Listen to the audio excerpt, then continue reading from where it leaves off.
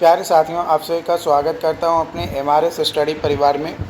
तो हम लोग जो है ट्रेनिंग का जो लेक्चर्स था वो मैं आपको करवा रहा था बिहार एलआरसी अमीन का।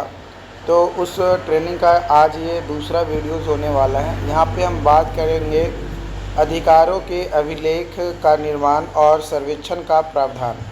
ब्रिटिश सरकार ने जो है संपत्ति जैसे विषय के दायरे में कानून के माध्यम से भूमि को समृद्ध किया तथा भूमि व्यक्तिगत भू संपदा यानी लैंड प्रॉपर्टी के रूप में कानूनी संरक्षण का विषय बन गई।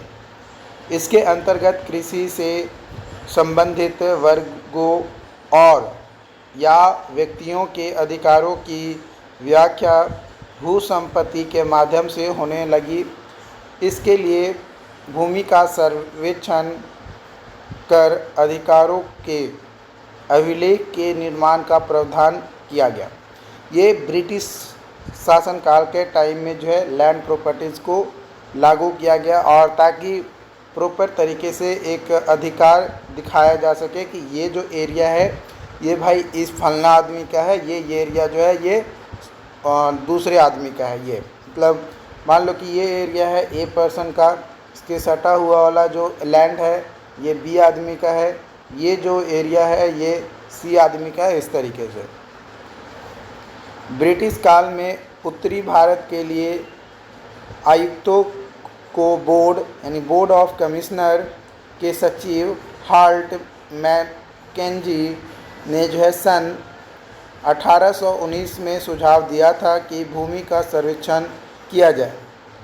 भूमि में लोगों के अधिकारों का लेखा तैयार किया जाए। प्रत्येक ग्राम अथवा महल में कितना भूमि कर लेना है यह निश्चित किया जाए तथा ग्राम में भूमि का प्रावधान अथवा नंबरदार से संग्रह कराने की व्यवस्था की जाए। सन 1822 के रेगुलेशन 7 द्वारा इस सुझाव को कानूनी रूप दिया गया। भूमि कर लैंड रेंटल का 30% निश्चित किया गया। मतलब यहाँ पे जो सचिव था हाल्ट मैकेंजी, इन्होंने जो है सुझाव दिया था 1819 में कि भाई ज़मीनों का जो है सर्वेक्षण किया जाए और किसके पास कितना ज़मीन है उसके आधार पर जो है टैक्स कलेक्ट किया जाए, राजस्व कलेक्ट किया जाए, और किस भूमि को हमें रेंट पर कितना प्रतिशत निश्चित करके लेना है या देना है, ये जो है तैयार किया गया, निश्चय किया गया। विलियम वेटिंग के काल में सन 1833 में एक रेगुलेशन पारित किया गया। प्रथम बार खेतों के मानचित्रों तथा पंजिकाओं यानी रजिस्टर्स का प्रयोग किया गया। बेंटिंग को जो है उत्तरी भारत की भूमि कर व्यवस्था के प्रवर्तक के नाम से भी जाना जाता है। जो विलियम वेटिंग है, इसको उत्तरी भारत के भूमि कर व्यवस्था के प्रवर्तक मतलब इसको नाम से जो है जाना जाता है। इस व्यवस्था के अंतर्गत भूमि के एक भाग का सर्वेक्षण किया जाता था जिसमें खेतों की परिधियां निश्चित की जाती थी। बंजर व उपजाऊ भूमि कर है ना, बंजर और उपजाऊ जो भूमि था उसको स्पष्ट निर्धारण किया जाता था। इसके बाद समस्त भाग का और समस्त ग्राम का भूमि का निश्चय किया जाता था। तीसरा पॉइंट हम लोग जानेंगे बंगाल बिहार काश्तकारी अधिनियम 1885 के अंतर्गत सर्वेक्षण का प्रावधान और अधिकारों के अभिलेख एवं भू मानचित्र का निर्माण। जो 1835 था उस समय लेफ्टिनेंट जो थे विनगेट, जो वो इंजीनियरिंग कोर के एक प्रमुख अधिकारी थे, को पहली बार सर्वेक्षण का अधीक्षक नियुक्त किया गया, जिन्होंने सर्वेक्षण संबंधी विषय पर एक प्रतिवेदन समर्पित करने का निर्देश दिया गया। सन 1875 ईस्वी में बंगाल सर्वे अधिनियम तथा सन 1885 में बंगाल बिहार काश्तकारी अधिनियम अधिनियमित हुआ। इन दोनों अधिनियमों में क्रमशः स्थल की मापी प्रक्रिया और भूमि सर्वेक्षण के विभिन्न प्रकरणों का प्रावधान किया गया। बिहार अभिवृद्धि संशोधन अधिनियम 1934, बिहार और उड़ीसा 1934 द्वारा बंगाल को बदलकर अधिनियम का धारा 1 के उपधारा 1 में बिहार शब्द रखा गया। इस संशोधन के फलस्वरूप बिहार काश्तकारी अधिनियम 1885 के रूप में यह परिवर्तित हो गया। बिहार काश्तकारी अधिनियम 1885 के आधार है ना, जो 1885 का धारा 101 से 115 है ना, 101 से 115 धारा के प्रावधानों तथा राजस्व विभाग बिहार सरकार द्वारा निर्गत किए गए तकनीकी नियमावली के आलोक में बिहार में कैडेस्ट्रल सर्वेक्षण की कार्रवाई की गई। अधिकारों के अभिलेख एवं नक्शे का निर्माण किया गया। स्वतंत्रता के बाद बिहार भूमि सुधार अधिनियम 1950 के प्रावधानों के अनुसार जमींदारों मध्यवर्तियों का उन्मूलन हो गया तथा उनके द्वारा रिटर्न संपत्ति किए गए।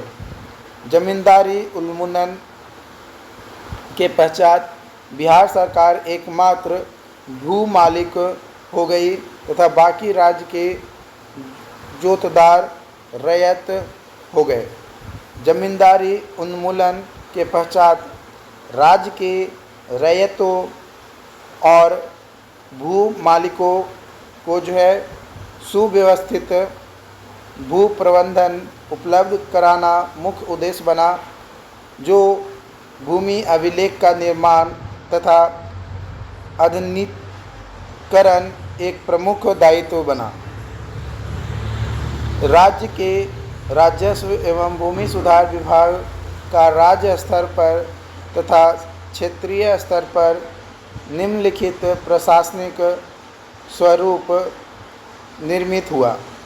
मंत्री राजस्व एवं भूमि सुधार विभाग बात किया जाए तो यहाँ पे आप देख सकते हो, सबसे मतलब मंत्री और के बाद प्रधान सचिव, उसके बाद सचिव, सचिव के अंतर्गत 3 राज्य संपादक, गैजेटियर, निदेशालय और विशेष सचिव। निदेशालय के अंतर्गत निदेशक चकबंदी, निदेशक भूमि अभिलेख एवं परिमाप, निदेशक भू अर्जन। विशेष सचिव के अपर सचिव, उसके बाद संयुक्त सचिव, उप सचिव और अवर सचिव। तो इस तरीके से जो है मंत्री राजस्व एवं भूमि सुधार विभाग के अंदर क्या क्या पोस्ट आती है, उन तमाम चीज़ों का जो है यहाँ पे एक आरेख बनाकर बताया गया है।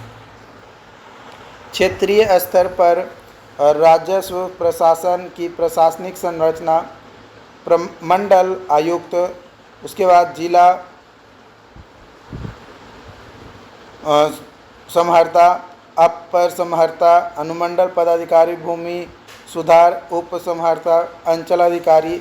ये जो है एक आरेख जो है यहाँ पे दिया गया है।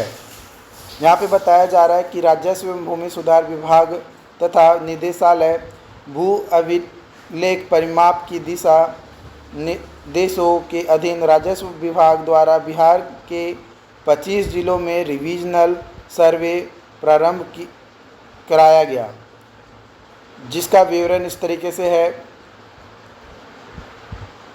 पूर्णिया, कटिहार, किशनगंज, अररिया में 1962 से 1986 तक, मुजफ्फरपुर, शिवहर, वैशाली में 1959 से 1988 तक, सहरसा, मधेपुरा एवं सुपौल में 1962 से 2002 तक, दरभंगा, मधुबनी, समस्तीपुर 1965 से, भोजपुर, बक्सर, रोहतास एवं कैमूर 1959 से, अरवल, गया, जहानाबाद, औरंगाबाद तथा नवादा 1965 से, भागलपुर तथा बांका में 1965 से, पटना में जो है 1986 से। तो ये चीज़ें जो है यहाँ पे दिया गया है, किंतु उल्लेखित जिलों में एकमात्र कुछ ही जिला है में जो है रिविजनल सर्वे पूर्ण हो पाया, मतलब कुछ ही जिला में जो है पूर्ण हो पाया, तथा खतियान और भूमि मानचित्र का निर्माण हो पाया। 12 जिले बिहार के ऐसे रह गए जहां कैडेस्ट्रल सर्वेक्षण मानचित्र और खतियान प्रचलन में रहा। मतलब कुछ जगह पे जो है रिविजनल सर्वे हुआ, बाकी जगह पे कैडेस्ट्रल सर्वे के द्वारा जो मानचित्र और खतियान चल रहा था वही यहाँ पे चलता रहा। तो आज के लिए मैं इतना ही रखता हूँ। बाकी इससे रिलेटेड जो भी अपडेट्स होंगे आने वाले समय में आपको और भी दिए जाएंगे। तो जो PDF मैंने अपने टेलीग्राम पे डाला है उसको आप पढ़ते रहिए, डेफिनेटली आपको समझ में आएगा। और अगर कोई डाउट्स आता है तो आप हमें कमेंट करके ज़रूर बताइएगा। Thank you.